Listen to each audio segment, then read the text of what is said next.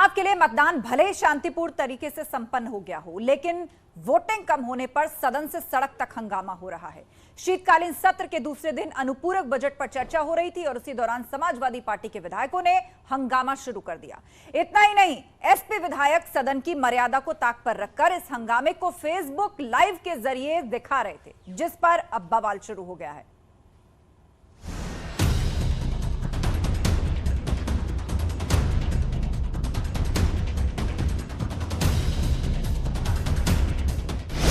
उत्तर प्रदेश के विधानसभा में शीतकालीन सत्र चल रहा है, लेकिन सदन में गर्मी और एक्शन पर पसीने छूट रहे हैं। जैसे ही सत्र की शुरुआत हुई, वैसे ही विपक्ष की तरफ से मैनपुरी, खतौली और रामपुर उपचुनाव में वोटिंग प्रतिशत कम होने का मुद्दा उठ गया और फिर समाजवादी पार्टी के विधायकों ने हंगामा शुरू कर दिया। महिलाएं, नौजवान, बुजुर्ग, इनको लाठियों और डंडों से मारा गया। यहाँ तक कि लोगों के घर में घुस करके, आप क्या चाहते घर में घुस करके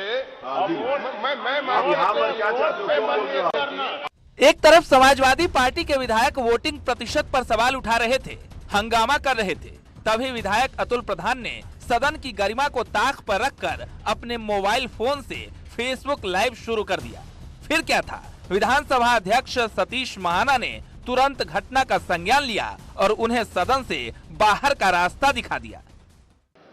किसी माननीय सदस्य ने, माननीय संसदीय कार्य मंत्री जी, फेसबुक लाइव यहां आपसे किया है,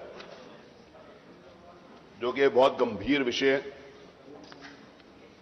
मैंने 15 मिनट के लिए और इसलिए स्थगित किया था, मैं इस बात के लिए सुनिश्चित कर लूं कि किन माननीय सदस्यों के द्वारा यहां पर फेसबुक लाइव किया गया है। जांच में यह बात सामने आई है कि विधानसभा के माननीय सदस्य श्री अतुल प्रधान जी के द्वारा फेसबुक लाइव किया गया, जो विधानसभा के नियमों के विपरीत है। मैं ये निर्देश देता हूं, श्री अतुल प्रधान विधानसभा में हैं तो विधानसभा का परित्याग कर दें। अतुल प्रधान शायद ये भूल गए कि सदन की गरिमा होती है, कुछ नियम कायदे होते हैं, लेकिन विरोध की आग में वो सब कुछ भूल गए और उपचुनाव में मतदान प्रतिशत पर धधकी आग को सदन फेसबुक के जरिए लाइव कर दिया और बिना गलती माने सदन से बाहर आने के बाद उपचुनाव के मुद्दे पर डटे रहे। जो कल हुआ है वो लोकतंत्र के इतिहास में पहले कभी नहीं हुआ होगा और जिस तरीके से वोटर को वोट डालने से रोका गया, एक तरफ चुनाव आयोग ब्रांड एम्बेसडर बनाता है, बड़े बड़े हस्तियों को निकाल के लाता है कि वोट मतदान ज़्यादा करिए, वोट के लिए निकलिए, और कहीं व्हील चेयर का इंतजाम करता है, कहीं पर गाड़ियों का इंतजाम करता है, कहीं पर वोटर के घर पर जाकर वोट डाली जाती है वरिष्ठ लोगों के। और वहीं पर जो ये उपचुनाव हुआ है उत्तर प्रदेश में, ये एक तरीके से लोकतंत्र के इतिहास में कालिक पोतने का काम लोकतंत्र पे इस सरकार ने किया है। आप देखिए किस तरीके से 7:30 बजे न्यूज़ फ्लैश हुई कि एक सीओ बूथ के अंदर खड़ा होकर आपके दिशा निर्देश दे रहा था वोटर को और भगा रहे थे, और इसी तरीके से फिर लगातार मैनपुरी में लगातार जो है चुनाव आयोग में शिकायत कर रहे थे, हम लोग यहाँ पर शिकायत कर रहे थे, और इस तरह की बर्बरता जैसे कभी नहीं देखी होगी कि घरों के अंदर घुस कर लोगों को मार गया, जिसका परिणाम ये हुआ 33% मतदान कुल हो पाया रामपुर में, 54% हो पाया आपके खतौली में लगभग। और आप मैनपुरी की हालत देखिए, किस तरीके से फोर्स का इंतजाम किया गया था, लोगों को रोकने का काम किया जा रहा था। हम लोग उसका विरोध करते हैं।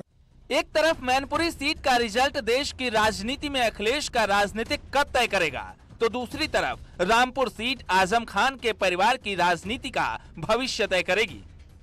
वहीं मुजफ्फरनगर की खतौली सीट पर बीजेपी अपना वर्चस्व बनाए रखना चाहती है।